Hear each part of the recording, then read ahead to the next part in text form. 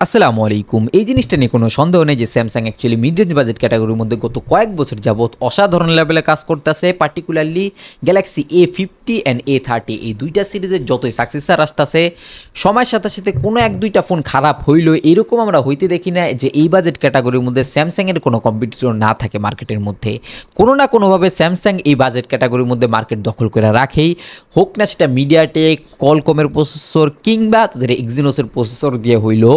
But এখনকার সময় এই মার্কেটের যে অবস্থা, মার্কেটের মধ্যে কম্পিটিশন কম, অ্যান্ড গত কয়েক বছরে নিয়ারলি যেহেতু কম্পিটিশন কমায় ফেলছিল স্যামসাং, এই জন্য গিয়ে রিয়েলমি, শাওমি কিংবা চাইনিজ ব্র্যান্ডগুলোর আনাগোনা অনেকটাই কম। আর এই জিনিসটার ফয়দা লড়তেছে স্যামসাং দুইটা ফোন দিয়ে মার্কেটের মধ্যে, গ্যালাক্সি A35 ফোনটা অ্যান্ড A55। গ্যালাক্সি A35 নিয়ে অনেক ক্লিয়ার কাট মতামত যে ওই বাজেট ক্যাটাগরির মধ্যে এছাড়া আরও অনেক অপশন রয়েছে, ওই ফোনটাকে কেনার কোনো মানেই হয় না। প্রিভিয়াস জেনারেশনে যে গ্যালাক্সি A34 ফোনটা ছিল ওইটার থেকে ডাউনগ্রেড মনে হয় গ্যালাক্সি A35 ফোনটা। আবার গ্যালাক্সি A55 এর বেলা অনেক ব্যাপারটা এরকম ভাবে দেখতেছে না। এর একটা বড় কারণ হইতেছে গ্যালাক্সি A54 ও জঘন্য লেভেলের ছিল। গ্যালাক্সি A53 একটা বেটার ফোন থাকলেও গ্যালাক্সি A54 এর মধ্যে এক্সিনোস প্রসেসর, এছাড়াও নেটওয়ার্ক ইস্যু, হিটিং ইস্যু, অনেক ঝামেলা ছিল। অ্যান্ড ওই জন্য গিয়ে অনেকেই ডিসপ্লেটা ভালো না লাগলেও গ্যালাক্সি A34 ফোনটাকে পারচেস করছে গত বছরে। বাট এখনকার সময় গ্যালাক্সি A35 ফোনটাই রেকমেন্ড করা যেতেছে না, একটা জনপ্রিয় প্রাইস রেঞ্জের মধ্যে পাওয়া গেল।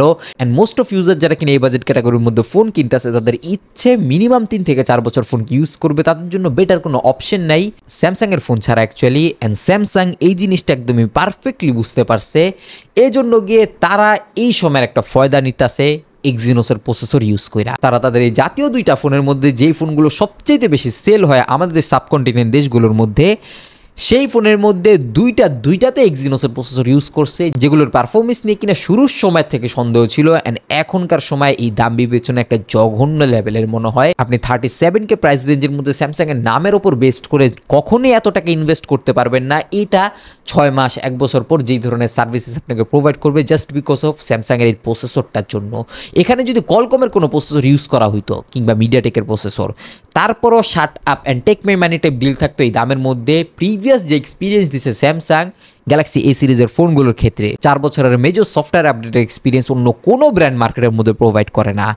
বাট এই প্রসেসরটার জন্য তারা যেই ধরনের সফটওয়্যার এক্সপিরিয়েন্স প্রোভাইড করুক না কেন, দিন শেষে বহু মানুষের বহু ইস্যুস হয়। অ্যান্ড এই দামের ক্ষেত্রে এটাকে ওর্দিটি বানায় না এই প্রসেসরটা অ্যাকচুয়ালি। আই নো এই বাজেট ক্যাটাগরির মধ্যে ক্যামেরা নিয়ে আমি খুব বেশি একটা কোশ্চেন ক্রিয়েট করতে পারবো না, বাট যদি ক্যামেরাই পছন্দ হয়, পিক্সেল 7 সিরিজ পাওয়া যেতেছে এই দামের ক্ষেত্রে, নতুনই পারচেস করা যায় আর কিছু টাকা ভরলে, ওইটা বেটার অপশন। আচ্ছা, নেটওয়ার্ক ইস্যু এটার মধ্যেও কম বেশি হয়, সেটা নিয়েও যদি না বলি, আপনি একটা ব্যালেন্সড ফোন কিনতে চাইলে মার্কেটের মধ্যে খুব বেশি একটা অপশন নেই। এই জন্য আমি বলবো একটু ওয়েট করতে। বাট তারপরও এখনও যদি ফোন কিনতে হয় সেই ক্ষেত্রে অনার 90 ফোনটা shut up and take my money type deal এই বাজেট ক্যাটাগরির মধ্যে, সেই ফোনটা বেশি রেকমেন্ডেবল ডিল। অ্যাটলিস্ট এই ফোনটার থেকে এক্সপিরিয়েন্স বেটারই হইব ওই ফোনটার মধ্যে। দেন এগেন এই দামের ক্ষেত্রে ডিসপ্লেটাও খুব বেশি একটা জাস্টিফাই করে না। পুরো সমালোচনাটা করতে হইতাছে অ্যাকচুয়ালি এটা যে পারফরমেন্স কিংবা ইউজার রিভিউ, মানুষের যে ইউজার এক্সপিরিয়েন্স এখনকার সময় 6 মাস পর উপলব্ধি করা যাইতেছে অ্যাকচুয়ালি। 37,000 টাকার দামের ক্ষেত্রে এটার প্রসেসরের জন্য ওই সফটওয়্যার এক্সপিরিয়েন্সের কথাটাও ভুললা যাইতে হয়, কেননা দিন শেষে একটা মানুষ অনেক হেভিলি রিলাই করে একটা ফোনের ক্ষেত্রে।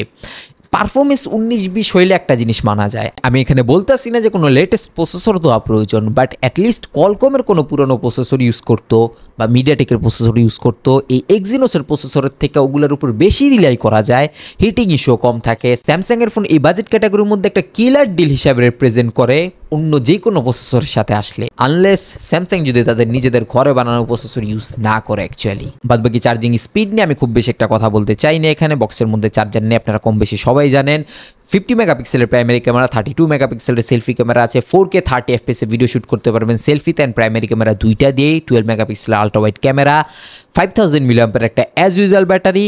সব জিনিস অ্যাভারেজ থাকলো, শুধুমাত্র এর যে পরবর্তীতে এক্সপিরিয়েন্সটা হইব এই জন্য এই দামের ক্ষেত্রে এই ফোনটা রেকমেন্ডেবল না।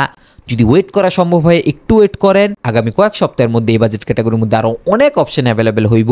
ইভেন স্যামসাংই অন্য কোনো প্রসেসর দিয়ে মাস্ট বি ফোন আনবো। আর যদি এখনই ফোন কিনতে হয় আর কোনো অপশন নাই হাতে, সেই ক্ষেত্রে গিয়ে অনার 90 ফোনটাকে পারচেস করতে পারেন। অ্যাটলিস্ট এই ফোনটার থেকে বেশি রিলাই করা যেতেছে এই ফোনটার উপর। নিচে সাবস্ক্রাইব বাটন যদি সাদা থাকে অ্যাজ এ রিকোয়েস্ট ক্লিক গালো করে বেল আইকনটাকে অল করে দিন। I will catch you guys in the next video. Allah হাফেজ।